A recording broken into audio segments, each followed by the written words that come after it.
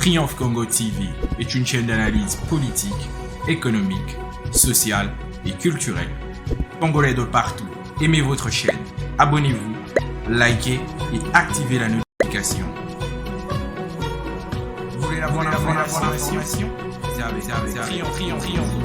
Oui, comme vous le savez, l'actualité dans le Grand Katanga est dominée par la rencontre qu'il y a eu la semaine passée, au courant de cette semaine, entre le président de l'Assemblée nationale, M. Mbosso Kodia, et le chef de l'État, Félix Antoine Tshisekedi. Au cours de cette rencontre, ils ont échangé sur plusieurs points, notamment la question de la loi Tchani, la proposition de la loi Tchani qui a été déposée par le député Singhi Pouloulou. Mais à sa sortie médiatique, le président de l'Assemblée a si dit que malgré que cette loi n'est pas mise à jour, à l'ordre du jour de l'Assemblée, de toute la session, mais il y a quand même des ouvertures. Il y a des ouvertures, c'est ce qui nous intéresse, nous, aujourd'hui, d'en parler. Il y a des ouvertures. Pourquoi lorsqu'on sait que cette loi divise le monde congolais, lorsqu'on sait que cette loi peut avoir de graves conséquences pour la République, mais on continue à dire qu'il y a des ouvertures, c'est-à-dire qu'on peut toujours débattre de cette loi. Alors, pour en parler, j'ai invité un expert, un grand acteur politique dans notre province, M.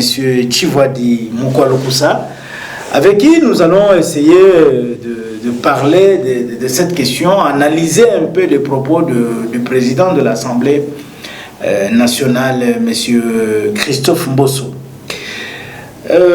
Sans plus tarder, M. Chivwadi, bonjour. Bonjour, monsieur le journaliste. Vous vous portez bien, j'espère.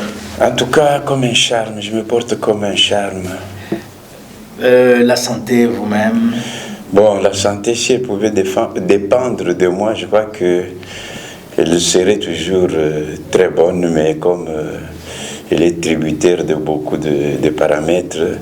Mais l'essentiel est que j'ai le souffle de vie. C'est l'essentiel. Mais, M. Chivwadi, je vous invite aujourd'hui, c'est pour parler de la rencontre entre le chef de l'État et M. Christophe Mbosso.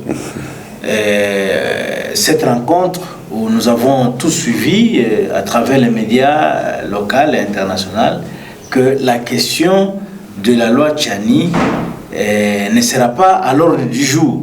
Mais il y a quand même des ouvertures. Comment vous analysez cette déclaration? Merci beaucoup, monsieur le journaliste. Vous savez, le discours tenu par le président du bureau de l'Assemblée nationale, c'est un discours très ambigu qui a sonné désagréablement dans nos oreilles, dans la mesure où, pour nous, pour beaucoup de Congolais, l'initiative de Tchani, Noël Tchani, c'est une initiative tout à fait maladroite, issue de tortueuses stratégies politiciennes élaborées dans des laboratoires de ceux-là qui ont intérêt à ce qu'elle soit là, cette proposition, cette initiative, en vue tout simplement de crétiniser les Congolais, c'est-à-dire créer une atmosphère irréelle, une atmosphère artificielle, voire même fantasmagorique, pour détourner les Congolais des vrais problèmes qui les préoccupent à ce jour. La proposition Tchani demeure une proposition malveillante, se situant aux antipodes des lois du pays, de la constitution de notre pays. Une véritable métastase, une véritable métastase perfide d'un cancer mortel qui n'a pour but que de, je peux dire, déchirer le tissu de la cohésion nationale en discriminant beaucoup de nos compatriotes. Alors, avec une telle proposition, on peut même dire diabolique, prétendre que disons, il y a encore des ouvertures. Cela veut dire tout simplement qu'on l'a mise en jachère. Le moment venu, on pourra toujours la ressusciter. Or, le peuple congolais, dans sa grande majorité, n'acceptera jamais cette initiative, au propre comme au figuré. Voilà donc comment le président du bureau de l'Assemblée nationale lui-même est en train de jouer avec le feu. Or, ce pays ressemble aujourd'hui à un entrepôt d'explosifs. Vous tenez un tel discours, cela veut dire que vous jouez aux imprudents qui entreraient dans cet entrepôt avec des allumettes. Et la suite, on la connaît. Le peuple congolais n'a pas besoin d'une telle proposition de loi. Nous voudrions plutôt que la cohésion nationale, l'unité du pays, l'intégrité du territoire soit sauvegardée. Oui, vous dites bien que les pays risquent de sombrer dans le noir. Est-ce que, en parlant de ça, vous voulez dire quoi? Ça peut éclater par une rébellion, des soulèvements, ou bien comment? Vous savez, l'histoire de ce monde nous apprend que la plupart des guerres civiles, la plupart des rébellions, des sécessions, ont toujours commencé par des actes ou des œuvres comme celle de Tchanila. Ça commence toujours par là. Lorsque des compatriotes se sentent exclus de leur pays, ils se sentent étrangers, non concernés par la gestion de leur propre pays, quelle est la seule chose qui leur reste, si ce n'est pas la révolte, la rébellion ou la sécession? C'est une initiative audacieuse mais très dangereuse sur laquelle on ne pourra jamais revenir. Parce que dire que les portes restent encore ouvertes, cela signifie que quelqu'un comme Tchani, qui se trouve aujourd'hui dans la posture d'un arroseur arrosé, d'un serpent qui s'est mordu la queue, pourra à tout moment profiter de cette brèche-là pour s'engouffrer et revenir avec cette histoire. Or, plus nous nous approchons de 2023, donc de l'année des élections, plus la situation politique est très volatile et éminemment dangereuse. Et M. Mbosso, tout en étant un ancien du régime Mobutu, il a beaucoup régné, c'est un Mobutiste. Il connaît les rouages de ce qui se passe dans le pays. Pourquoi ils s'en tiennent toujours derrière cette loi? Donc il y a une main noire. Comment vous trouvez ça? Vous savez, le président du bureau de l'Assemblée nationale fait tout simplement ce qu'on appelle une cigale qui se dénonce par son sifflement. Qu'est-ce que vous voulez dire? Avec cette opposition, on sent qu'il est derrière cette proposition-là, qu'il la soutient en sous-main. Donc, et puis quand vous dites que le président du bureau de l'Assemblée n'a été que mobutiste, ah oui, il était mobutiste devant Dieu, mais il a été aussi kabiliste jusqu'aux ongles, jusqu'à ses cheveux noirs-là. Donc, lui, il a été partout. Il a été au MPR, il a été à l'AFDEL, il a été au PPRD. Aujourd'hui, il est là où il est. C'est pas étonnant que demain, il puisse être encore ailleurs. Je crois que c'est ça qui le caractérise même. Il n'est pas... D'ailleurs, beaucoup de gens disent que si vous voulez savoir ce que signifie la transhumance politique, prenez seulement le président du bureau de l'Assemblée. Vous avez toute la définition, au sens plein du terme. Vraiment. Mais face à tout ce que vous venez d'évoquer ici, qu'est-ce que vous pouvez dire comme message aux députés que nous avons élus pour qu'ils nous représentent au niveau de l'hémicycle, afin de parler de la population, parce qu'il y a un danger qui nous guette déjà. Bon, malheureusement pour vous, vous continuez à les considérer comme les élus, nos représentants. Vous savez, un véritable représentant représente celui qui le représente comme une photo qui représente l'objet photographié. Est-ce que vous comprenez cette image? Expliquez un peu. C'est-à-dire que lui, il n'a pas de volonté propre. Il ne fait pas ce que lui, il veut. Il fait la volonté de son patron, c'est lui qui l'a mis là. Aujourd'hui, ces gens-là, est-ce qu'ils ont même la conscience que nous, Congolais, nous sommes leurs patrons?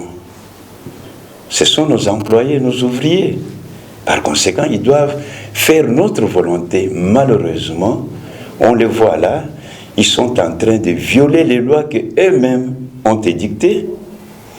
Ils font leur propre volonté. Le peuple, c'est vraiment... Le peuple est traité en denrée de dernière nécessité. Donc, c'est quelque chose... Le peuple ne représente rien à leurs yeux. Malheureusement aussi, le peuple que nous sommes, un peuple inconstant, incapable même de se défendre, d'abord ignorant de ses droits. C'est pourquoi il laisse ces gens-là faire ce que bon leur semble. Ailleurs, on les aurait même déjà évacués.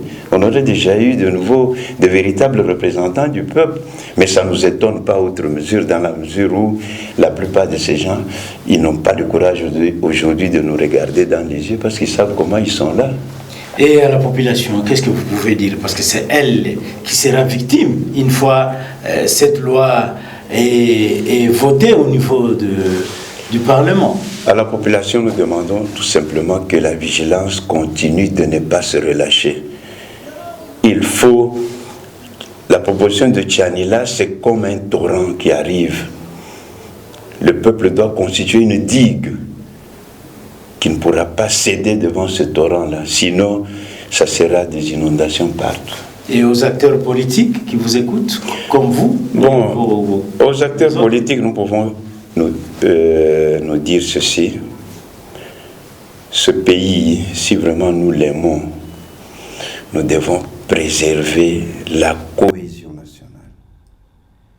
Nous n'avons aucun intérêt à nous détester, à nous créer des problèmes, parce que nous sommes tous fils de ce pays, nous sommes tous héritiers. Ce Congo, c'est un patrimoine national que nous avons tous en partage. Par conséquent, évitons des discours incendiaires, des discours aux accents séparatistes, ségrégationnistes, divisionnistes, voire fractionnistes.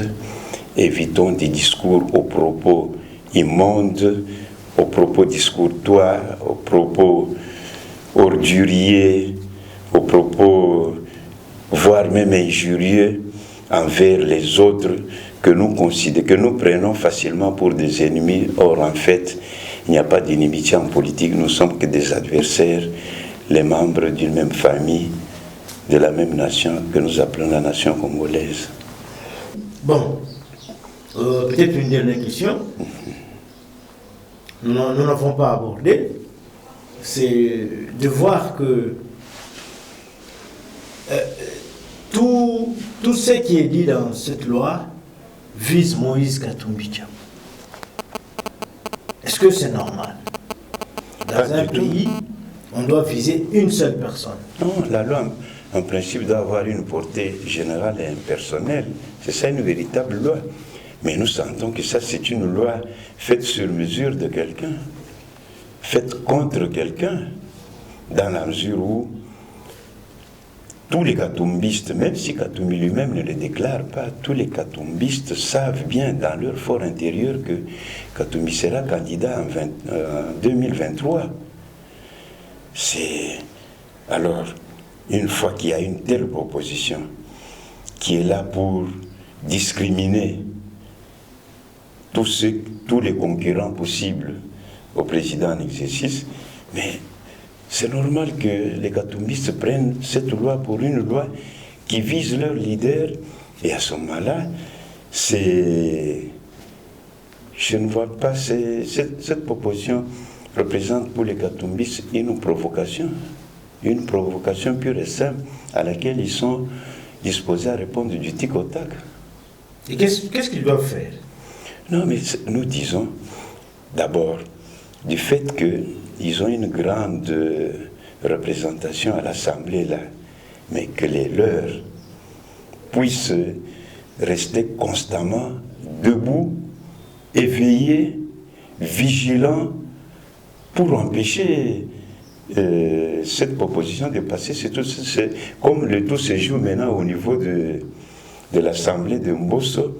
Alors il faut que les katombistes puissent conjuguer tous leurs efforts en entraînant beaucoup d'autres Congolais qui sont avec eux à l'hémicycle là-bas, afin d'ériger une barrière très solide à cette initiative, qu'elle ne passe pas.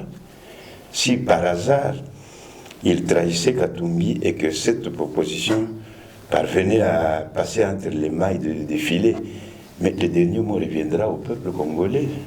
Tu peux faire... qui peut se prendre en charge selon l'article 64. Mais comment? L'article 64 est là.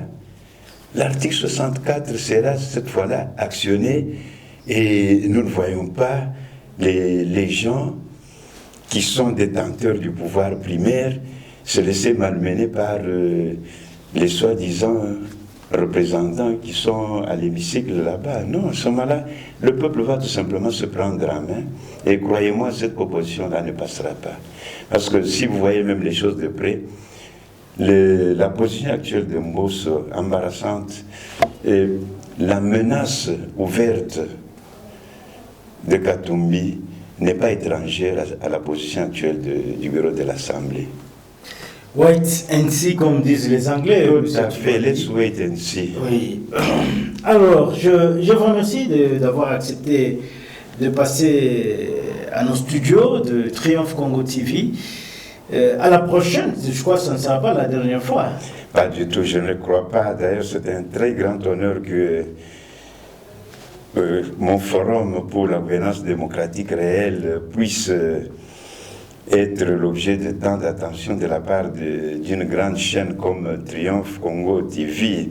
C'est un très grand honneur, un privilège, je peux même dire une faveur que nous ne sommes pas prêts à perdre ou à lâcher. Franchement, merci. Merci beaucoup. Merci à tous les fidèles de cette grande chaîne Triomphe Congo TV.